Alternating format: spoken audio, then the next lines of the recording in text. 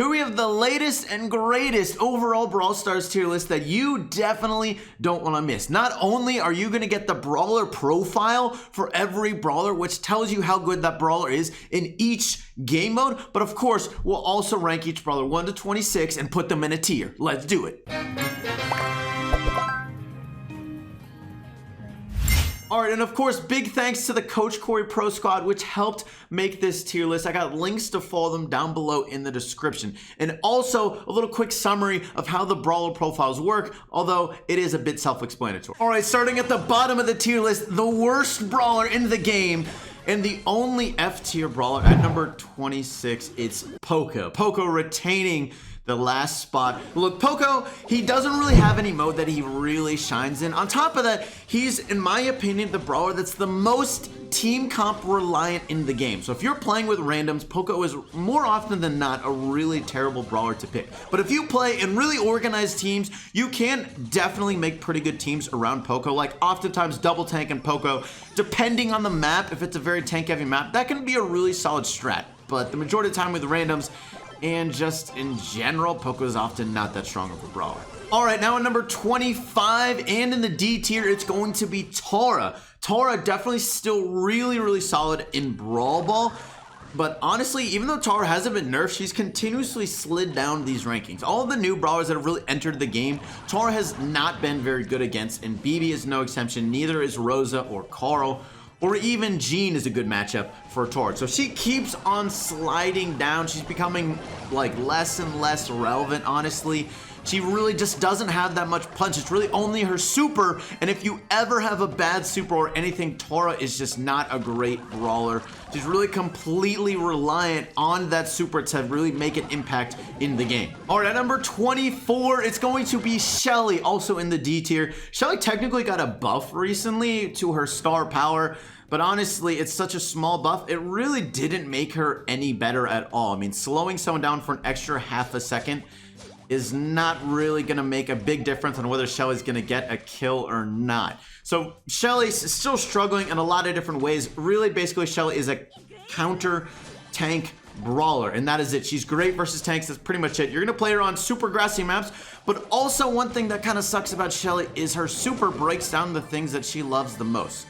It gets rid of all the grass and walls, which is the two things that make Shelly thrive. So it's a little counterintuitive. So Shelly, she's really not that great right now. At 23, it's going to be Piper, the last Brawler in the D tier. There's really nothing new here with a lot of these bottom Brawlers, especially with Piper. I don't expect Piper to really ever be a top Brawler. The reason why, she's one of the best Brawlers in Bounty. And if you really want to buff Piper, you're going to make her go from one of the top 3 Brawlers in Bounty to the top like -10, because she will be insanely strong if you buff her in any way. Really, they tried to buff her with her super and it just didn't really help her out at all, so she's at 23. All right, now we're in the C tier. These Brawlers are definitely become a little bit more well-rounded, but they still have some certain definite weaknesses. All right, at 22, it's gonna be Primo. Look, tanks, some tanks are really struggling in this meta. I gotta be careful when I say all tanks, because that's definitely not true.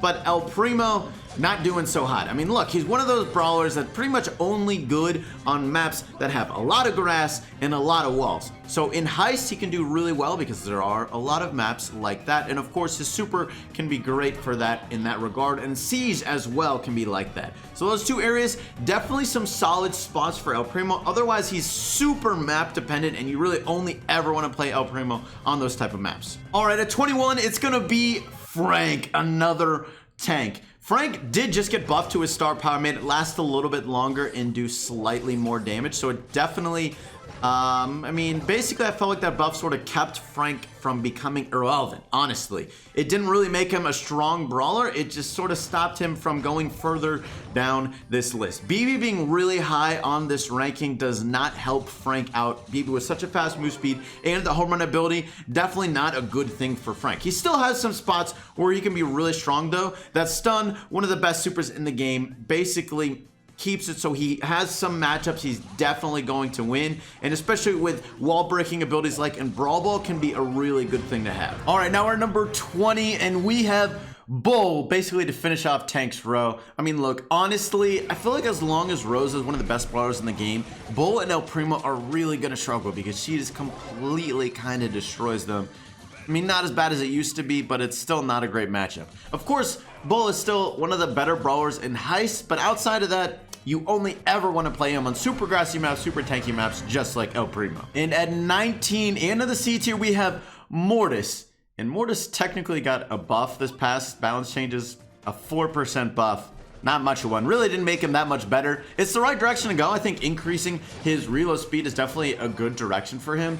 He's still a good brawler in Showdown, and he's a good brawler in Bounty because he can counter those long-range brawlers decently well. But outside of that, he's not that great. I mean, he can be good on specific gem grab maps, like maps where you'll see a lot of throwers. Of course, he's another brawler that's super matchup dependent, but he's kind of struggling in this meta right now. Now we're at number 18, and this brawler has really fallen in the past couple rankings here. It's gonna be Jessie. Jessie used to be one of the better brawlers in the game, and she really hasn't gotten a nerf in any way.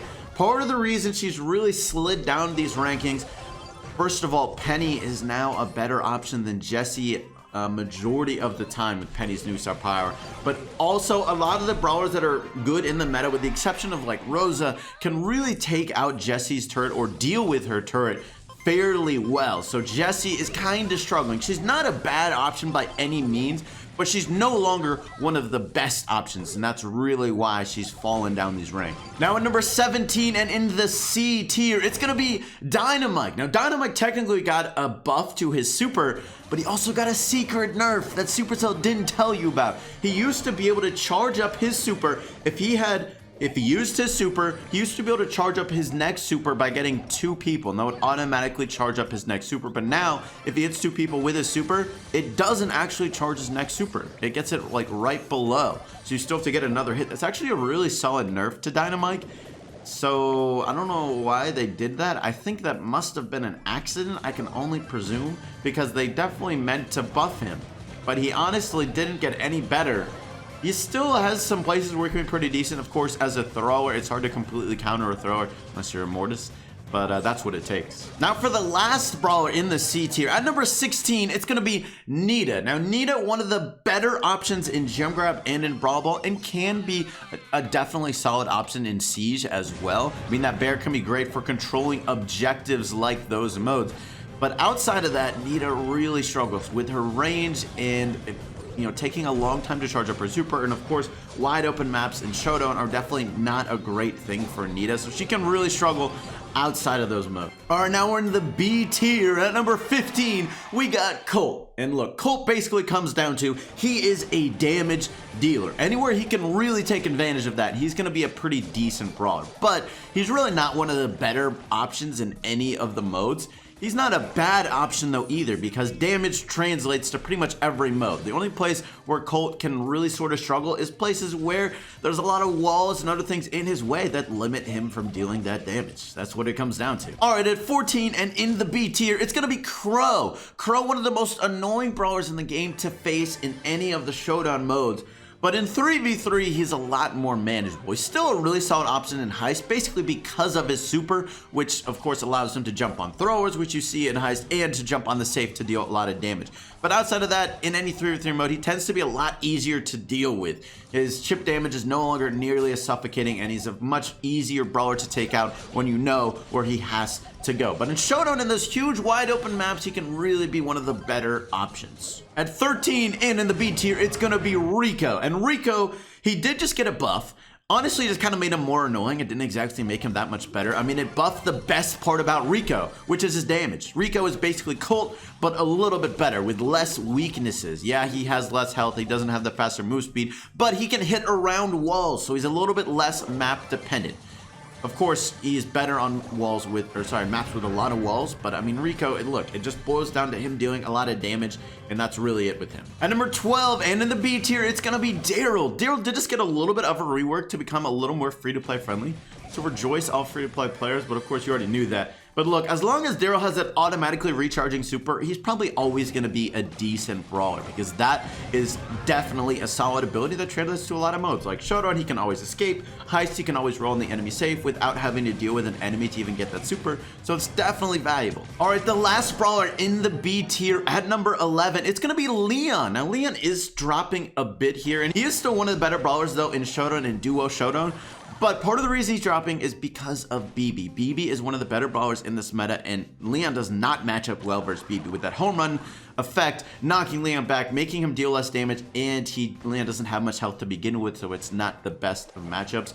Leon is still a solid option in 3v3, but he's no longer one of the best options in a lot of places. All right, now we're in the A tier. At number 10, it's gonna be Big Mama Pam. She's finally falling down the rankings a bit. Part of the reason she's falling down, of course, one is Penny is another solid option as a control brawler.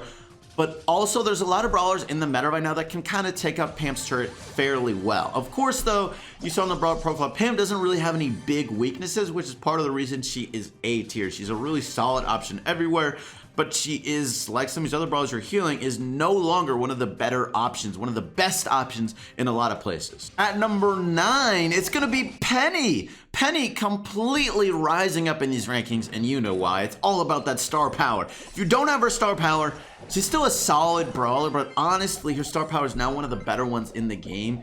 We'll see if it gets a nerf. I wouldn't be surprised, because it's kind of crazy how well it works and how just kind of insane it is. It's insane to see 6 cannonballs flying in one direction, kind of overpowered in a lot of different ways. So it's really just because of that Penny cannon. Whenever that cannon can be really, really strong, you know Penny's going to be one of the best options in that mode. At number 8, it's going to be Barley. Barley, the best control brawler in the game, and that's why he's one of the best brawlers in Siege and one of the best brawlers in Heist. And of course, he's also good in Gem Grab, you know, a little map dependent there, and in Showdown, also a little map dependent.